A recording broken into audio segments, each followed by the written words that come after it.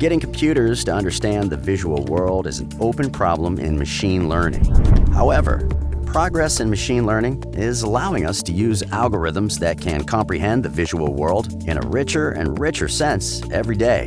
The most common technique for getting computers to understand the visual world is training a convolutional neural network, or CNN. Using lots of labeled data, we can train a CNN to classify images it has never seen before. CNNs are nearing human-level performance in certain visual tasks.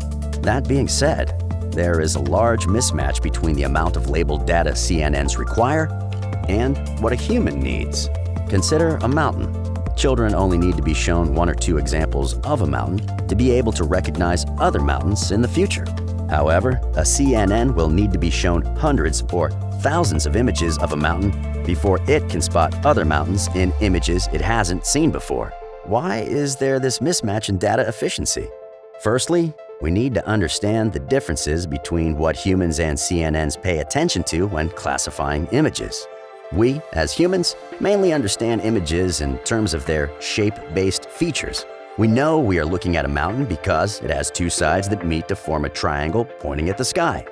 However, researchers at the University of Tübingen showed when a CNN classifies an image, it tends to ignore the shape-based features and instead focuses on small-scale local features. In the case of the mountain, this would be the exact texture of the rocky or snowy surface.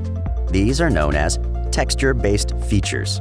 We know this because if we change the texture of the mountain to being the same as a blue sky, the CNNs would believe with a high level of confidence that it is looking at a blue sky, whereas we know we are still looking at a mountain because the shape-based features have not changed. This problem can be addressed using a method called stylized pre-training. During train time, we can replace the texture of our training images with a randomly generated texture.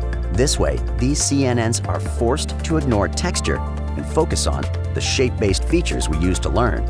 Although texture bias of CNNs does not affect their performance when they are trained on lots of data, we've shown that texture bias significantly impacts performance when you train on small amounts of data.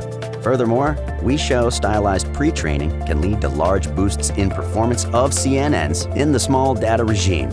So much so that this small training alteration leads to results that outperform far more complex approaches and algorithms.